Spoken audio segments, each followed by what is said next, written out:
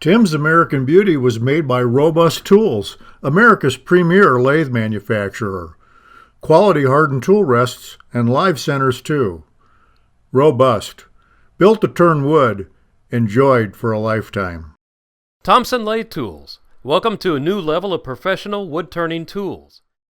Made by a wood turner for wood turners.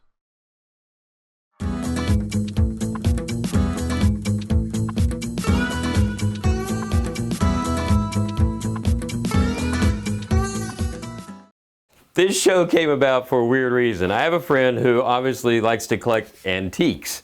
And so he has this antique sickle. And one of the handles rotted off on it. It was this one right here. And he said, "Can you turn me a replacement handle?" Sure, no problem. So I turned the handle and it was just ugly because when I put it on here, it was a nice white shiny piece of wood. You could tell it was brand new. So I thought, oh, how am I going to antique that? And so I thought, you know what? I got to increase the grain look because here's an old handle. Look at the grain and how there's rivets and stuff in it. Well, what's happening there is the hardwood rings, the rings that are formed in the winter, trees grow slower then, so the rings are harder. Then the summer and spring growth, it's faster, so the rings in between are softer wood. So that softwood wears away and the hardwood stays. So when I turned my handle, obviously it was completely smooth. So what I did is I got a sandblasting cabinet and I sandblasted out the soft stuff. So now this looks old. I'm probably going to rub this in some dirt and stuff and probably expose it to some daylight for a little bit to get it to weather out a bit. But now I've got the base look that I needed. So I thought, what a great show. Let's show you how to make a handle for an antique sickle. Nobody's going to watch that, are they? So decided, well, let's expand from there. Put that little guy right there. Watch the point, Brian. It's aiming at you. So what we're going to do is we're just going to turn a simple bowl today and do some sandblasting on that just to show you the effects you can get. And it might not come across on camera well, but I think it will because Brian's really good. But you can see the depth and the grooves, and you can see right here, something happened in the life cycle of this piece of wood right here where it was really dense for a while, probably a drought or something like that. And then you can come around and you can see bigger, fatter grooves. So this was back when they had lots of good rain and stuff, and then a nice, hard, cold winter. So winter's the high part, summer's the low part. That's how this tree tells you its story of its life. And years ago, some of you are fans of our old show, we actually did sandblasting on a hollow vessel, and I still have it today. And you can see how beautifully the grain is shown off by just doing a little sandblasting on this. Now this is a piece of ash that we actually put shoe polish on afterwards to make it black. And it's held up over the years beautifully. It really is nice. But today we're going to use redwood. And I wound up getting a bunch of redwood from my in-laws. I had a cabin with a 12-foot long beam and bees got into it and ate it all up. So anyway, this is some very old wood. And we're going to use that for our project today. Redwood's a good wood to use when you're sandblasting because it has really good hard grain or hard rings and then soft rings in the growth pattern. And you can see again we got that really neat effect in here, so we're going to have a neat shape when we start sandblasting this one. But there are lots of woods you can use. Ash is a good one. We'll get into more technical stuff when we start sandblasting on what works and what doesn't. But for right now, we're going to get on the lathe and quickly make a bowl. Now we're going to mount our piece of wood on the lathe, and I'm just going to use a little steb center. I don't need a big hold for this. I still have a point right here in the center where I use my compass to mark out the blank on the bandsaw to cut it out. And so I'm going to put, oops, hang on. I also need a tailstock or a live center of my tailstock. That would be very helpful. But anyway, if you're new to doing a bowl, this is one way of starting out. You can do it many ways. But I'm going to put the point of this right on that hole and bring this up. And this is where it gets fidgety if you're new to this. I'm going to kind of line this blank up just like that on my lathe and then do that. And just barely get to dig in, and then I'm going to spin it. And you can see I have an obvious wobble here.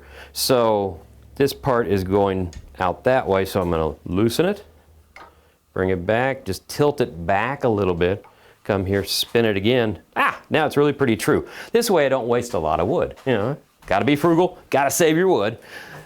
So there we go. Now I'm going to bring my tool rest up, and I've got it set up right about mid-level because I'm going to be using a bowl gouge here, but I do want to rotate this by hand to make sure that we're not going to hit.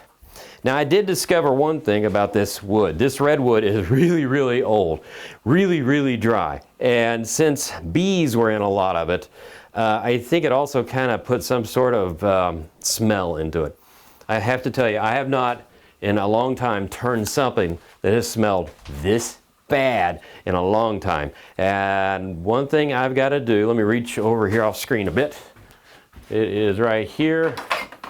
There's going to be a lot of dust, so I'm going to start my dust collector up so it's going to help pick up some of the dust. If you're turning something like this that's really, really dusty, put on a face mask. It's good for your health to do that.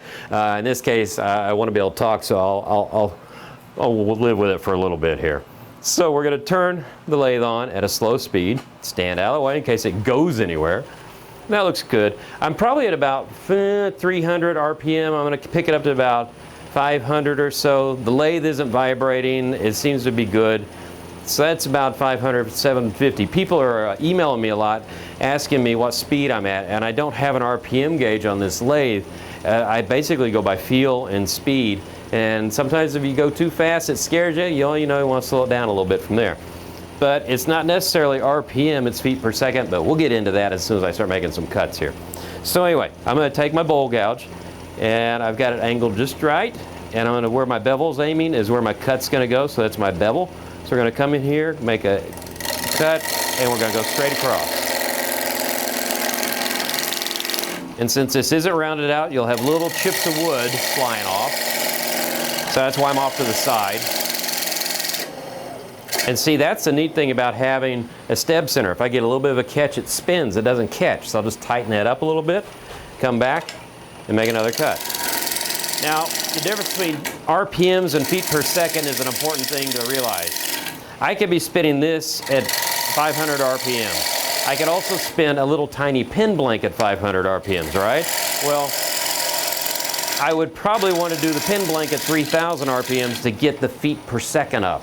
In other words, how long it takes this side here to go all the way around, how fast that goes. Well, the bigger the blank, the lower the RPMs, but it's still a lot of feet per second. Smaller the blank, more RPMs, and it's fewer feet per second. But I am going to pick up the speed now here so I can get a good clean cut. And to tell you the truth, this thing tears out a lot, this wood, but I'm not worried about it because we're going to use a sandblaster to fix a lot of those things. So let's make one more cleaning cut here.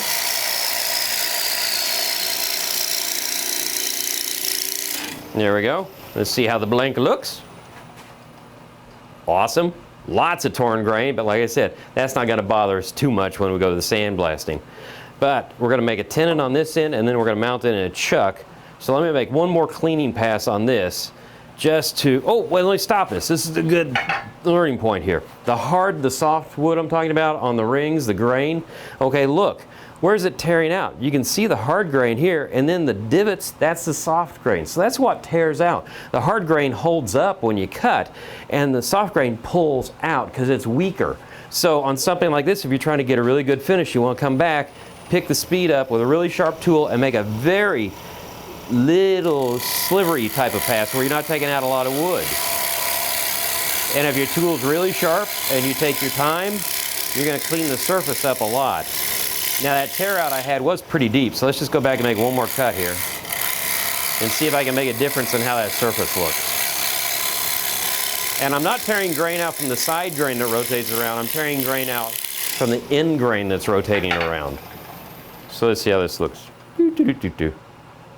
Believe it or not, that's actually much better. It was pretty bad. It still tears out a bit, but again, that's why I love the idea that we're going to sandblast this. So let me turn a tenon on this end, and then we'll start making a bowl shape. No? Yeah, that'll do. I'll figure that out one way or another. We're going to do something here in a second.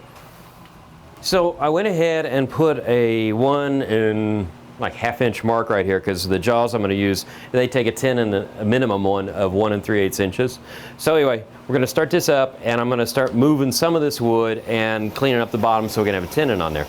So now I'm going to start doing a push cut with the bowl gouge, and actually this will get you cleaner cuts and won't tear out as much grain. So come here to take an edge off, and you can see this is where all that dust starts coming in. It's just a really dusty wood.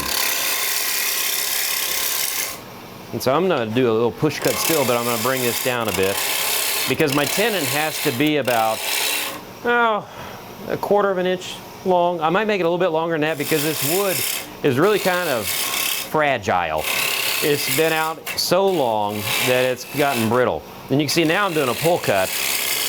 And a pull cut has, it works just as good as a push cut. Just depends on if this thing's in the way, what you got to do. So I'm going to go ahead and take my Badan tool, which I have ground at that little special angle to make a dovetail. And we're going to make the tenon dovetail shape. You come here and make more of a shoulder. There now. That part right there will sit on the jaws really nice, and this will fit the dovetail really well. So I want to go ahead and keep getting the outside of this shaped a little bit because I can do it now better with it mounted like this than when it's turned around. So bring the tool rest around just a little bit like that. Nothing hitting.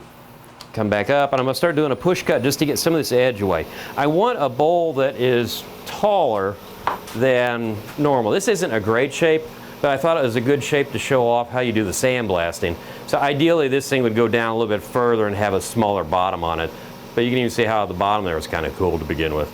But anyway, so we're going to kind of go for that shape. I might modify it a little bit as we go. You know how that goes. Get a catch, design modification, and see what happens. So anyway, I've got my feet planted. I've got the tip of the tool touching. I'm going to let the bevel ride around the edge.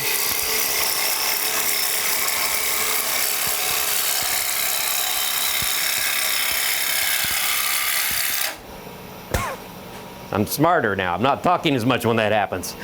But anyway, that's kind of an interesting shape. I almost want a shape that's going to make you nostalgic, think that it's an antique shape. So, make one more pass, just get a little more curve in it. And then we'll be ready to turn it around, I think. Ooh, big cut. I'm going to back off a little bit. Take a little bit less. Feather that out. Come back in again. Feather that out, come in here. Now we're getting the shape I want. It's looking pretty good. Probably I'll wind up turning this down a little bit. So I'm gonna lose a little bit of my shoulder here to get that shape in there that I want. Come here, I'm gonna pull cut.